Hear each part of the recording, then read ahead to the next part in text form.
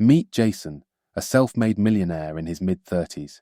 With his sharp suits, luxury cars, and penthouse overlooking the city, Jason had it all. He started from nothing and climbed his way to the top, and boy, did he enjoy flaunting it. To Jason, every day was a chance to show off just how successful he was. Jason wasn't just rich, he was powerful. He owned multiple businesses. He owned a high-end real estate agency that specialized in luxury properties, penthouses, and mansions in prime locations. This business catered to the wealthy elite, and he prided himself on being able to sell even the most extravagant properties. He also owned a chain of hotels and resorts in exotic destinations. These offered top-tier experiences, from private beaches to gourmet dining, attracting high-profile clients and celebrities. Jason had also invested in a series of upscale restaurants that were known for their exquisite cuisine, celebrity chefs, and five-star service. Each location had a long waiting list, making dining there a status symbol. Capitalizing on his love for technology, Jason also opened high-tech gadget stores that sold the latest, most innovative electronics, including smart home systems, virtual reality equipment, and luxury accessories. He had people working under him day and night, and didn't hesitate to remind everyone just how indispensable he was. In his world, he was king, and everyone else, just peasants. But even kings have their weaknesses. For Jason, it was a woman named Isabella. She was beautiful, smart, and successful in her own right. The one person who wasn't impressed by his wealth. That drove Jason crazy. He was used to women falling at his feet. But Isabella? She kept her distance, quite aware that he thought that he was God's gift to all women. Jason's ego couldn't handle being ignored, so he pulled out all the stops. Expensive gifts, grand gestures, fancy dinners. He threw everything at Isabella, convinced she'd eventually give in. But no matter what he did, Isabella remained unimpressed. He wasn't about to give up. According to him, his money could solve any problem. One night, Isabella finally gave it to him straight. "You think your money makes you special? Well, it doesn't," she said. For the first time in his life, Jason was speechless. No one had ever dared to talk to him like that. It was a punch to his ego, and he hated it. Jason decided that all women love grand dinners.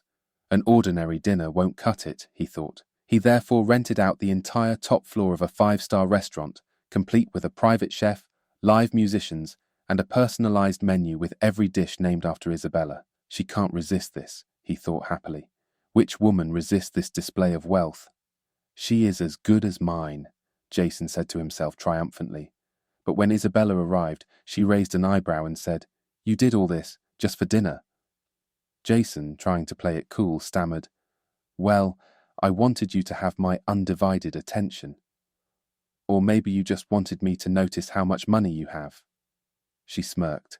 Jason was desperate. He needed this woman and he had to think. How can I use my money to solve this problem, he thought. He finally had an idea. He hired an investigator to find out what Isabella liked and where she hanged out. This could help him come up with a plan. If she thought he had given up, she was very wrong. He would do whatever it took to get her eating out of his hand. He was convinced that eventually, just like all the other women, she would give in to him. With his money, he couldn't fail, he thought confidently. Sure enough, his investigator discovered a lot about Isabella, and Jason swung into action. Jason learnt from his investigator that Isabella loved adventure. Particularly, she liked to go bungee jumping. To prove he's adventurous, Jason invited Isabella to go bungee jumping with him. Despite his outward confidence, he was terrified of heights. As they stood on the edge, Isabella jumped without hesitation. Jason, however, hesitated for so long that the instructor had to give him a gentle nudge. He let out a scream so loud it echoed through the canyon, and by the time he was dangling at the end of the rope, Isabella was laughing hysterically at his fear-stricken face. "You really didn't think this one through, did you?" she teased. Jason got a tip from his investigator that Isabella, who loved shopping, would be out at the mall on a particular day. Determined to make a grand gesture, Jason hired a flash mob to surprise Isabella at the shopping mall. As she stepped out of a store, a group of dancers suddenly surrounded her, performing an over-the-top routine set to a cheesy pop song about love and money. At the end of the performance, Jason emerged from the crowd, holding a bouquet of roses, expecting applause. Instead, Isabella rolled her eyes and said, "You know, you could have just asked me out for coffee." Jason decided to donate a large sum to Isabella's favorite charity, which he had learnt about from his investigator. He thought that this would be sure to win her over. He arranged a grand check presentation, complete with photographers and journalists. As he handed over the oversized check with his name boldly printed, Isabella politely thanked him, but later told him, "Next time, try doing something good without needing an audience." "Maybe you should try volunteering," she suggested seriously. "I will hire volunteers," Jason immediately decided, if that's what will impress Isabella. He went ahead and hired 5 young men to volunteer at the foster home. He then decided to stroll to the home to see how his volunteers were doing. He did not realize that he had it all wrong. Isabella had hoped that he would volunteer to do some service at the foster home. For once, he would be doing something that was not selfish. As Jason strolled into the foster home compound, he watched in shock as Isabella talked and laughed with one of his volunteers. She had never talked and laughed like that with him. There and then, he knew what he would do. He immediately fired all his volunteers, and the next Saturday, as Isabella distributed plates to the children, she felt a soft nudge on her back. Turning around, she found it was Jason, wearing casual clothes. He was hardly recognizable. His heavy gold chain was gone, and he actually looked like the rest of the volunteers. He was a different Jason. It was not long before he and Isabella were chatting as they worked. Oh, so this was the secret to her heart, Jason thought, smiling secretly.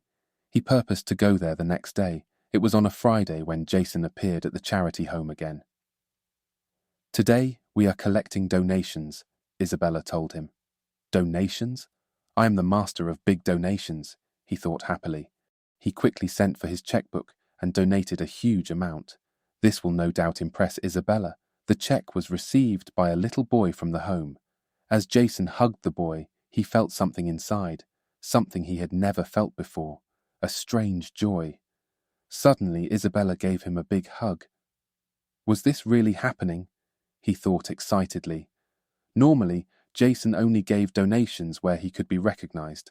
Jason realized that he actually looked forward to going the foster home, not just for Isabella, but because something was happening to him inside, and Isabella could see it. They soon had a lot to talk about. Jason often talked to the kids, and without realizing it, he was a changed man. He was soon taking donations to other homes, and guess who was always beside him? You guessed it. It was Isabella. They were soon great friends. This woman is certainly very strange. She loved him when he did things for others, and not for her, he thought, a little confused. He realized that he was really enjoying this.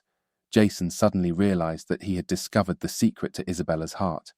It was definitely not his wealth. Then he realized something else, a secret to happiness. It was in doing things for others. One day, as the couple finished handing out gifts, Jason asked Isabella out. This time, he hoped she would accept a real treat from him. Isabella, on the other hand, accepted, not because she cared about going to fancy restaurants, but she wanted to reward him for taking time to do what she loved most, giving to the children at the home. Over dinner, Isabella opened up to him that she grew up in a foster home, and that's why she had so much passion for the children. On the other hand, Jason shared that he had had a really terrible childhood. His parents were peasants that worked for a rich tycoon. Jason had vowed even as a child that he would one day own a large house and own businesses.